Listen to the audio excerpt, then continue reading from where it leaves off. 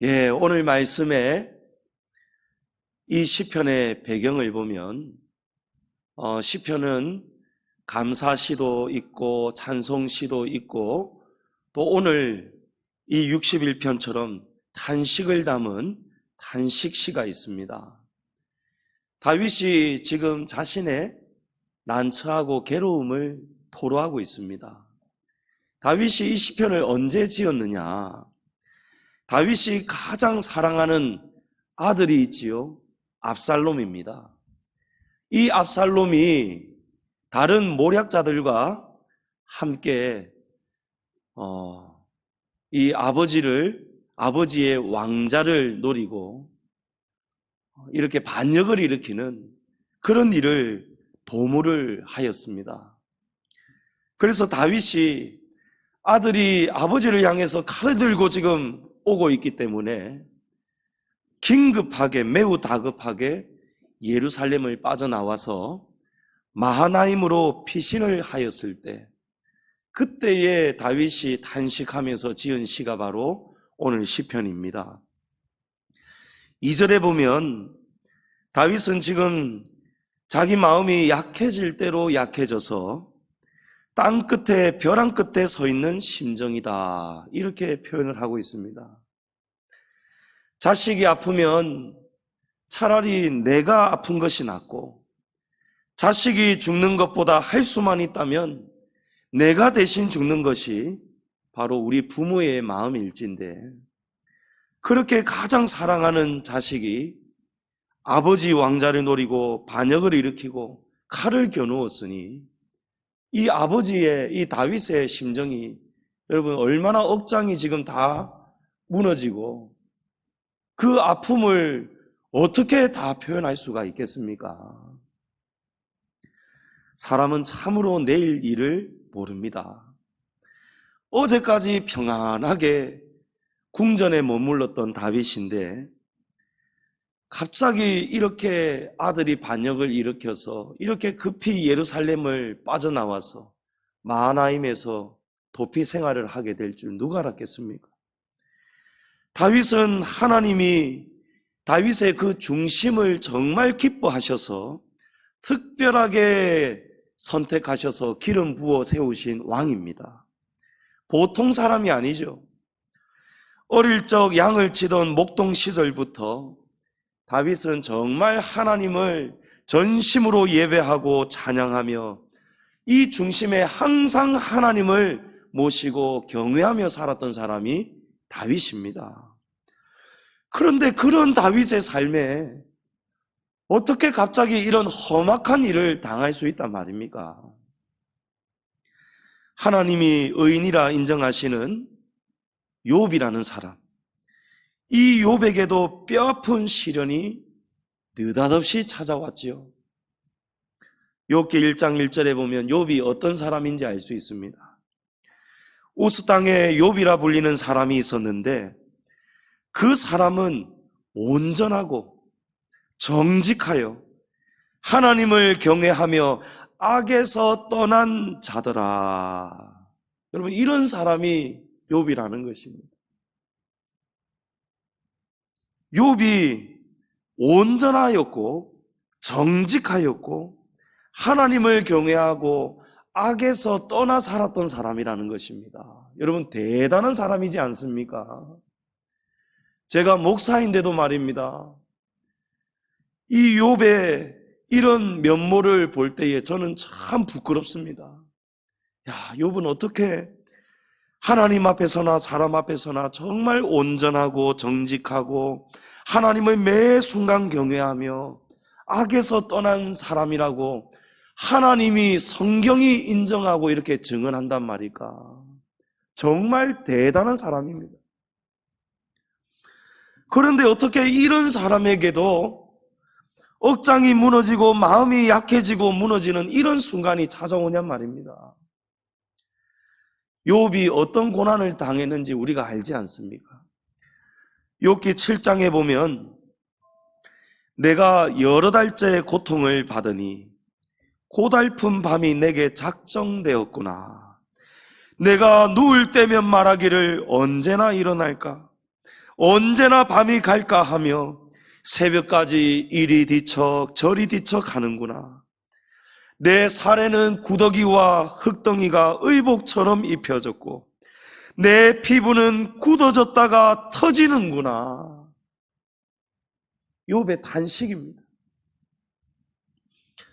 동방에서 정말 큰 부자였습니다. 복을 많이 받았습니다. 그런데 한날에 갑자기 떼강도가 쳐들어와 가지고 욥의 종들이며 재산들이며 전부 다 싹 쓸어가 버렸습니다. 또 강풍에 집이 무너지면서 함께 모여 식사하던 10자식이 한날 한시에 다 죽어버립니다. 설상가상으로 욥의 발바닥부터 정수리까지 종기가 온몸에 나서 깨진 질그릇 조각으로 몸을 팍팍 긁지 않으면 한순간도 견딜 수가 없는 이런 혹독한 시련이 욥에게 찾아온 것입니다. 그래서 지금 욥이 오늘 우리가 방금 제가 읽어드린 이 탄식을 하는 거예요. 얼마나 몸이 아프면은 밤에 잠을 잘 수가 없고 여러 달째 이 고통을 받고 밤마다 고달픈 밤이 되고 새벽까지 이리 뒤척 저리 뒤척 이 깨진 질그릇 조각으로 온몸에 종기 가려움을 끌거니 이 살에 구더기가 생기고 이 살에 먼지가 붙고 흙먼지가 붙고 흙덩이가 의복처럼 입혀졌다. 여러분 어떻게 살 수 있단 말입니까? 신앙의 거장이라도 하나님이 인정하시는 의인들의 삶에도 마음이 약해지고 무너질 때가 있다라는 사실입니다. 지금 다윗도 욥도 오늘 현대의학으로 말하자면은 정말 죽지 못해 겨우 숨이 붙어 살아가고 있는 극도로 이 마음이 다 무너진 상태, 아주 극심한 우울증을 지금 이 신앙의 거장이 의인이라고 인정을 받았던 욥이 지금 그 우울증을 지금 겪고 있는 거예요.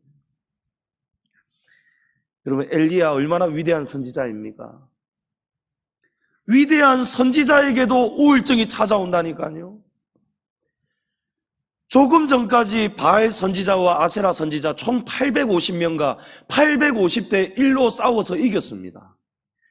그런데 아합 왕의 아내 이세벨이 내일 이맘때가 되면은 내가 반드시 너를 죽일 것이다. 엘리야에게 아주 독하고 악한 말을 선전포고로 하니까 그 한마디의 말을 듣고는 엘리야의 마음이 다 무너져 버립니다. 로뎀 나무 아래에 쓰러져서 엘리야가 하나님 앞에 뭐라고 합니까? 죽여달라고 하지 않습니까? 그러나 그런 탄식 속에는 엘리야의 그런 극도로 마음이 다 무너진 상태는 분명하지만 그러면서도 엘리야의 마음속에는 죽여달라는 말이 아니고 사실은 이거는 국어에서는 반어법입니다. 반어법. 하나님 내가 지금 마음이 이렇게 약해질 대로 약해졌습니다. 하나님 나 어떻게 하면 좋습니까? 하나님 나 좀 살려주십시오. 하나님이 엘리야의 그 쓰러져가는 기도를 들으십니까? 안 들으십니까? 들으시죠.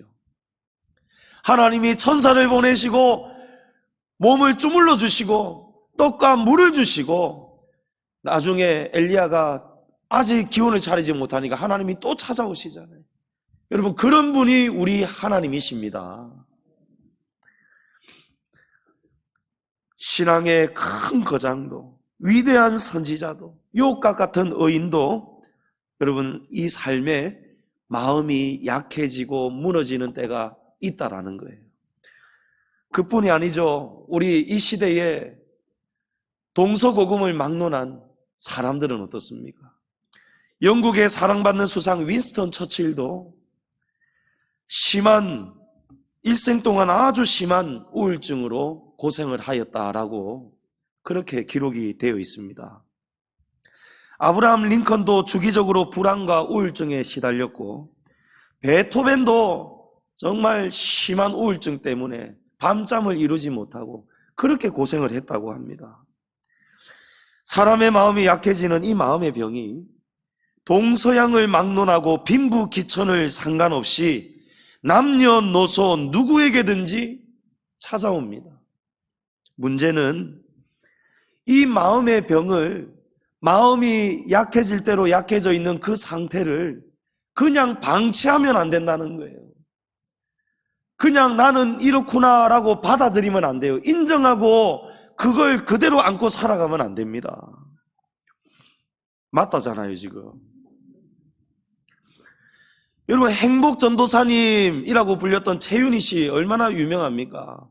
웃어야 산다고, 우울증에 빠지면 안 된다고, 그렇게 웃음 전도사, 행복 전도사 전국을 강연을 다녔던 사람이 어떻게 됩니까, 나중에?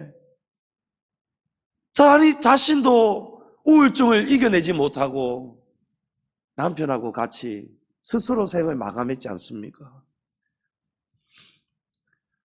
우리에게 이 마음의 병이 생겼을 때 성도는 어떻게 그럼 이 마음의 병을 극복하고 이겨내야 되겠습니까?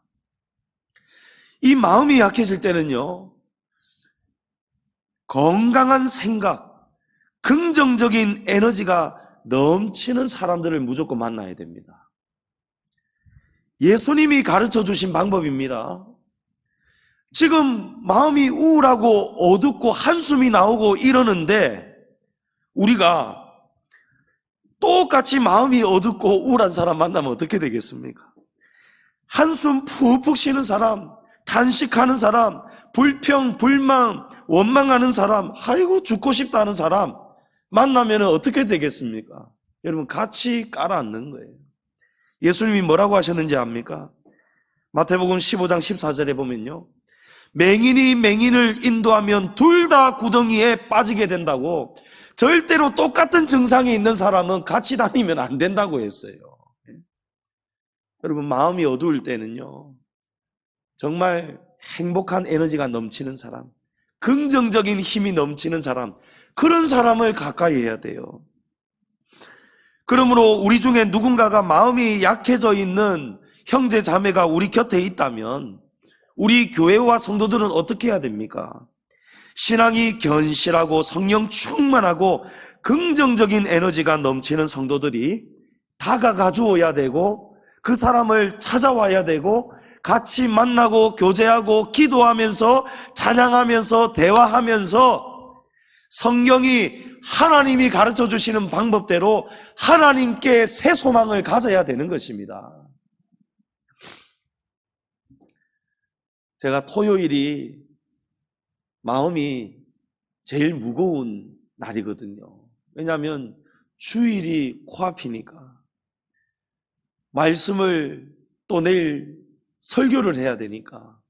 그래서 머릿속에는 온통 이 설교와 또 여러 가지 또 수정해야 될 거 계속해서 이제 고민이 되는 거예요. 그래서 토요일은 잘 체할 때도 많고, 또 제가 좀 알게 모르게 마음이 가볍지가 못해.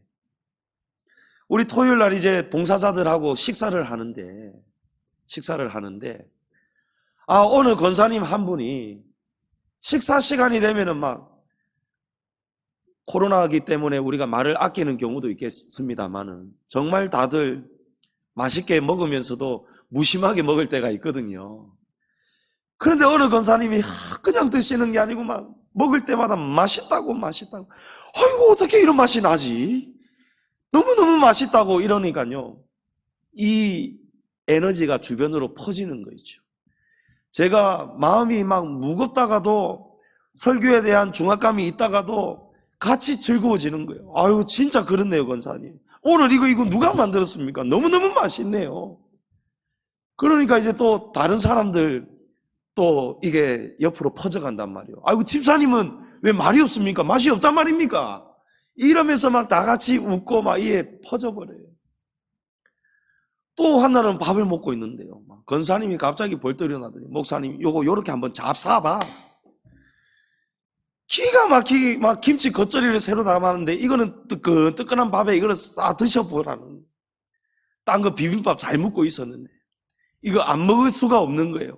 딱 먹고 났는데 시선이 느껴집니다. 권사님이 딱 주고 난 다음에 제가 어떻게 반응을 하는지. 너무너무 맛있는 거. 아이고, 권사님 진짜 맛있네요. 맛있네요. 설교에 대한 마음의 거룩한 부담이죠.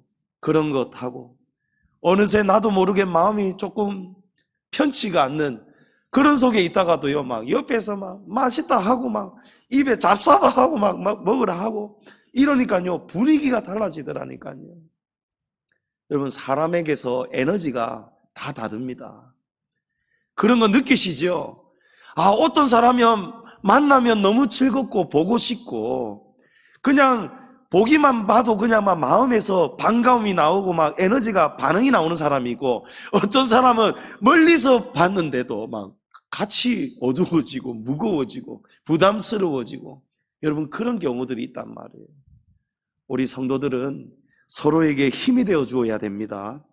로마서 12장 15절에 바울 사도는 즐거워하는 자들과 함께 즐거워하고 우는 자들과 함께 울라고 했습니다. 여러분, 어두워져 있는 사람, 그런 사람이 있는데 우리가 가만히 방치하면 안 된다는 거예요. 성경의 가르침은 함께 하라는 거예요. 슬픔도 같이 나누라는 거예요.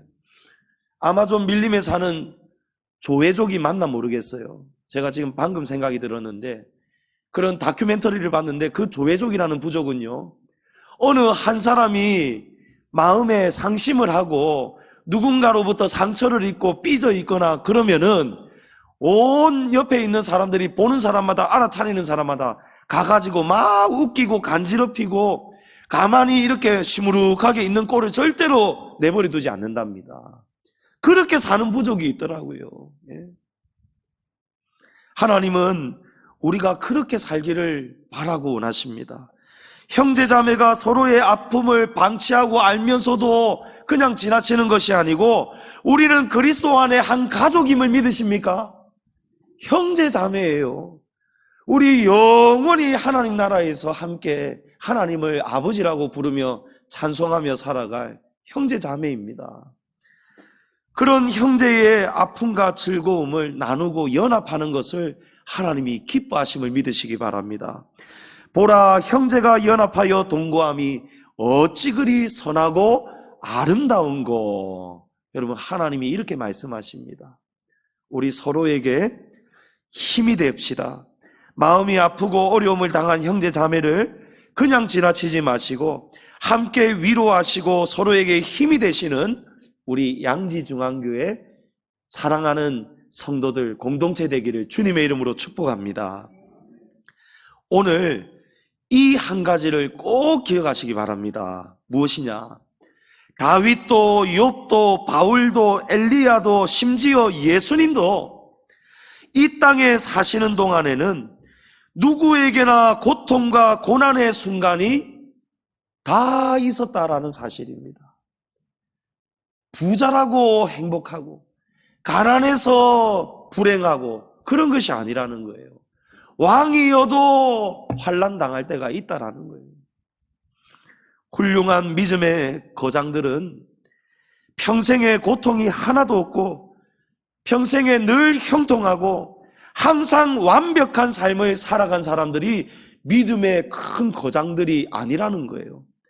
믿음의 거장은 왜 믿음의 거장입니까? 시련이 올 때, 눈물 날 일이 생길 때에, 마음이 무너질 때에 이 사람들은 믿음으로 하나님께 소망을 두고 그 모든 시련들을 믿음으로 기도하며 이겨냈기 때문입니다. 아멘. 다윗은 고통 중에 믿음으로 지금 하나님을 찾고 있지 않습니까? 1절에 하나님이여 나의 부르짖음을 들으시며 내 기도에 유의하소서. 하나님, 나 좀 쳐다봐 주십시오. 하나님, 내 처지를 좀 유심히 봐주십시오. 2절에서는 내 마음이 약해질 때에 땅끝에서 주께 부르짖습니다 라고 고백합니다. 하나님, 저를 좀 봐주세요. 제가 지금 인생의 벼랑 끝에 몰려 땅끝에 서 있습니다. 그러나 그럼에도 불구하고 저는 지금 이 벼랑 끝에 서서 다른 생각하지 않고 오직 지금 하나님만 찾고 있습니다. 오직 주님만 의지하고 있습니다. 그러니 하나님 나를 좀 유심히 보십시오. 이것이 오늘 다윗의 기도입니다. 성도님 여러분, 하나님은 기도하는 사람하고 동행하십니다. 기도하는 성도를 사랑하십니다. 기도하는 성도의 문제를 도와주시고 복을 주십니다. 아멘. 주님이 구하라고 하시지 않습니까? 찾으라고 하시잖아요. 환난 날에 내게 부르짖으라. 내가 내게 응답하겠고 크고 비밀한 일을 내게 보이리라. 여러분, 환난 날에 기도하라는 것입니다.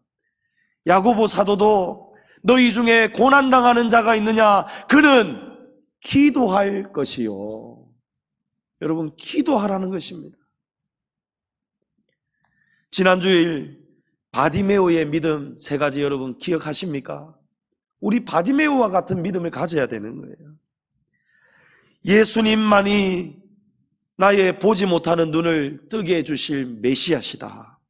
나의 인생과 고통과 문제를 해결해 주실 수 있는 유일하신 분이 예수님밖에 없다. 그래서 예수님 밖에 없다는 이 확신을 가진 믿음, 또 주님이 나를 돌아봐 주실 때까지 계속해서 예수님을 부르짖는 인내하는 믿음, 또 주님이 부르실 때는 거독까지 내던지고 불나방처럼 예수님께로 달려가는 믿음, 확신의 믿음, 인내하는 믿음, 불나방과 같은 믿음. 여러분, 이 믿음이 지금 다윗에게도 있지 않습니까? 다윗이 인생 벼랑 끝에 몰렸는데도 다윗이 지금 살겠다고 다른 방법 찾지 않습니다. 오직 하나님만 지금 애타게 찾고 부르고 기도하고 있습니다. 다윗은 벼랑 끝에서 하나님 말고는 자신을 도와줄 분이 아무도 없다라는 것을 지금 외치고 있는 것입니다. 우리 다 같이 3절 4절 읽어보겠습니다. 주는 나의 피난처시요 원수를 피하는 견고한 망대이심이니이다. 내가 영원히 주의 장막에 머물며 내가 주의 날개 아래로 피하리이다. 아멘. 다윗이 지금 하나님을 무엇이라고 고백합니까? 하나님밖에 없습니다. 하나님만 나의 피난처입니다. 하나님만 나의 망대십니다. 하나님만이 나의 날개가 되십니다. 여러분, 이 3가지는 모두가 다 보호수단입니다. 다윗은 지금 아들에게 배신을 당하고 쫓기는 비참한 현실 속에서도 마음이 지금 약해져 있는데도 결코 절망하거나 마음이 약해진 상태를 그대로 방치하지 않습니다. 마음은 약해졌습니다. 그렇죠. 지금 다윗은 억장이 무너질 대로 다 무너졌습니다. 우울합니다. 괴롭습니다. 죽고 싶은 심정이 들 만큼 지금 너무너무 마음이 아픈 거예요. 그래서 다윗이 이전에 내 마음이 약해졌다라고 하지 않습니까?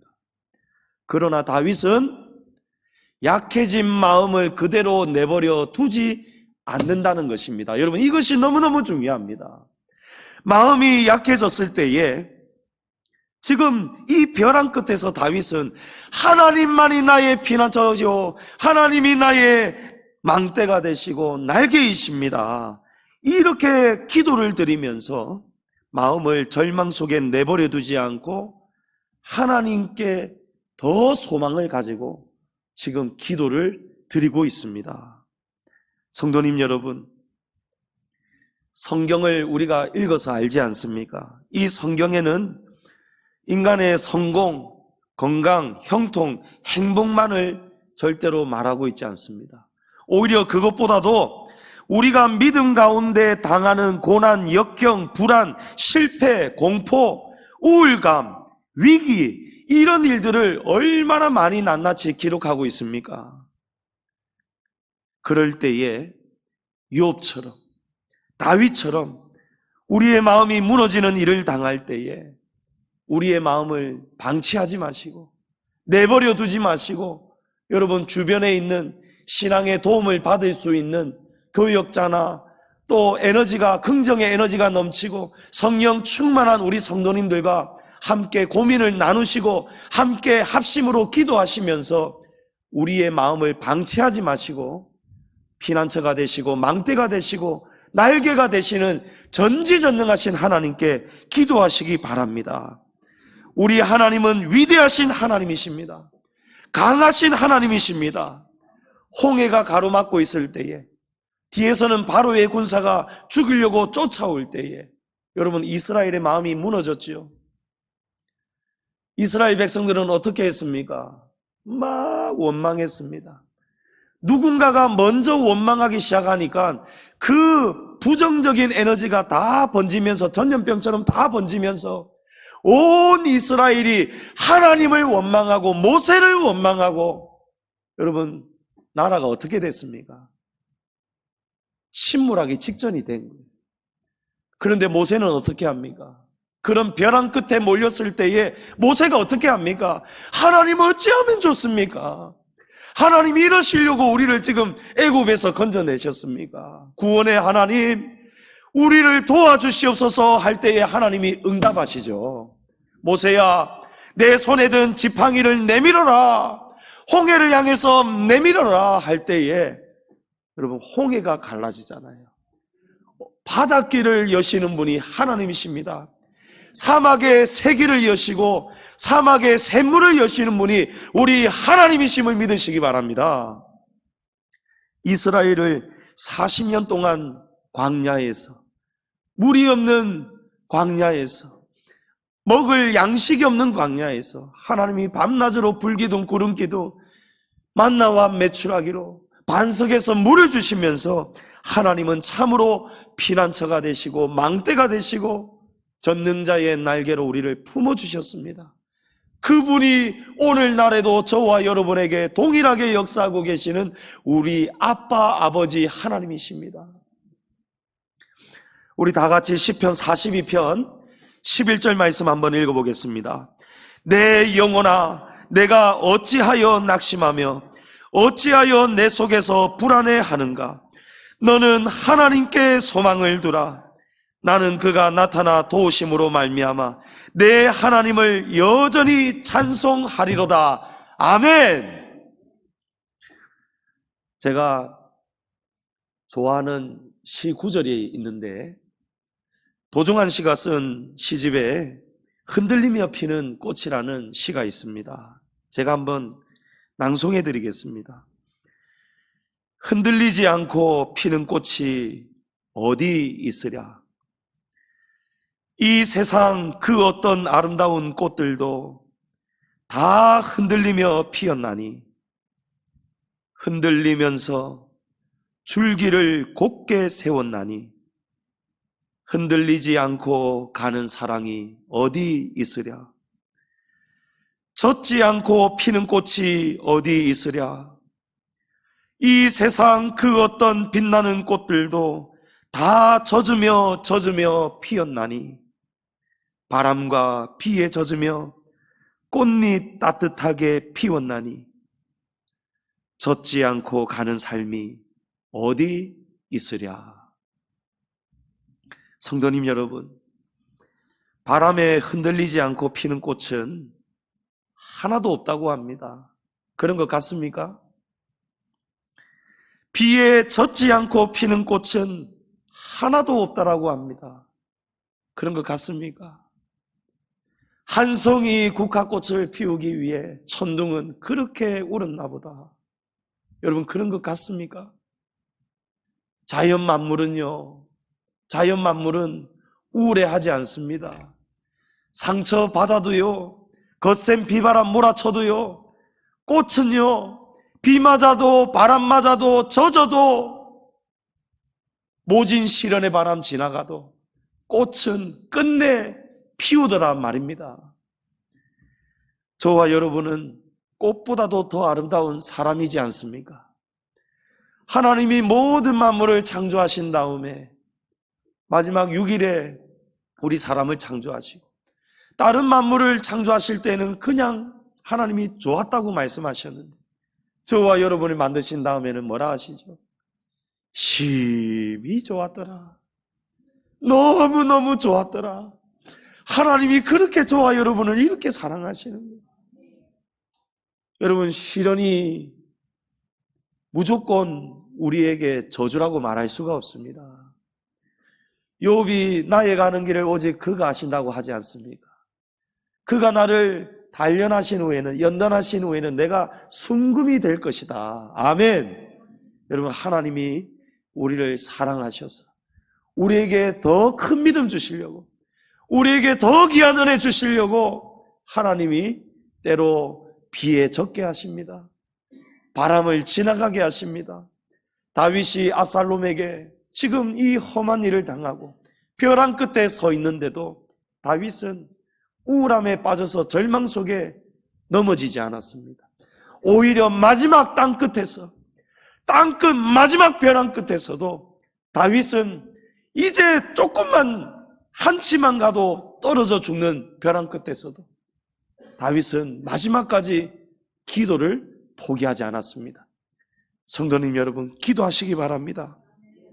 기도하면 우리를 건지시고 도우시고 구원하실 분은 하나님 한 분 밖에 없기 때문에 기도하면 놀라운 역사가 반드시 일어날 줄을 믿습니다. 시편 91편에 하나님이 이르시되 그가 나를 사랑한즉 내가 그를 건지리라. 그가 내 이름을 안즉 내가 그를 높이리라. 그가 내게 간구하리니, 여러분 간구랍니다. 그가 내게 기도하리니 내가 그에게 응답하리라. 그들이 환난 당할 때에 내가 그와 함께하여 그를 건지고 영화롭게 하리라. 여러분, 하나님이 처방전을 우리에게 주셨습니다. 여러분, 내 마음이 약해질 때 어떻게 해야 되겠습니까? 이 처방전대로 하나님을 사랑하시기 바랍니다. 하나님은 기도하는 자를 사랑하신답니다. 하나님은 우리가 간구하면 내가 그에게 응답하리라고 약속하셨습니다. 환난당하는 자를 내가 그와 함께 할 것이고 그를 건지고 영화롭게 하리라고 약속하셨습니다. 하나님이 엘리야에게 다시 새 기운을 주셨습니다. 하나님이 욥에게 몸의 병도 낫게 하시고 자식도 다시 주시고 하나님이 주셨던, 이전에 주셨던 복보다도 갑절의 복을 하나님이 회복시켜 주셨습니다. 다윗이 비록 압살롬이 나중에는 스스로 지은 죄 때문에 마지막에 죽게 되지만 다윗을 하나님이 이 압살롬의 반역으로부터 다윗의 이 기도를 들으시고 하나님은 약속대로 건지시고 구원하여 주십니다. 다윗이 믿는 하나님 그대로, 내 믿음대로 될지어다 하는 그 믿음 그대로 하나님이 나의 피난처요 망대요 날개십니다 라고 고백하니까 하나님이 피난처가 되어주시고 하나님이 망대가 되어주시고 하나님이 전능자의 날개가 되어 주셨습니다. 여러분, 믿음대로 고백하시기 바랍니다. 하나님은 지금 이 순간에도 사랑하는 하나님의 자녀들이 다윗처럼 하나님을 찾고 기도하기를 기다리고 계십니다. 여러분, 마음에 병이 있으십니까? 밤에 잠을 못 주무십니까? 여러분, 이 마음이 지금 다윗처럼 우리는 서로가 알지 못하지만 가정의 문제, 건강의 문제, 장래의 문제, 여러 가지 고민, 번뇌, 깊은 그런 일들 때문에 여러분 지금 마음이 눌려있지는 않습니까? 그럴 때에 여러분, 다윗은 벼랑 끝에 섰을 때에도 기도했다는 것을 기억하시고 어둡고 악하고 어렵고 힘든 이 시대 속에서 환난 당할 때에 하나님께 기도하시고 부르짖으시고 하나님의 구원이 임하는 놀라운 역사가 저와 여러분에게 늘 함께하기를 축복합니다. 이런 어렵고 힘든 시대 속에 우리 주변에는 마음의 상처가 많고 마음이 약해져 있는 사람들이 너무너무 많이 있습니다. 우리 교회 안에도 많이 있을 것입니다. 그때에 우리 서로의 힘이 됩시다. 제 마음이 약해져 있을 때에 여러분들이 저를 위해서 기도해 주시고 여러분의 마음이 어둡고 약해져 있을 때에 또 우리 모든 공동체가 여러분을 위해서 기도하겠습니다. 믿음으로 하나님께 함께 기도합시다. 믿음으로 서로를 끌어주고 밀어줍시다. 우리가 하나 되어 서로를 위해 기도할 때에 하나님이 오늘 다윗에게 응답하신 것처럼 피난처가 되시고 망대가 되시고 전능자의 날개가 되어주셔서 이 어두운 터널이 금방 다 지나가고 밝은 빛 가운데 살아가시는 저와 여러분 다 되시기를 주님의 이름으로 축복합니다.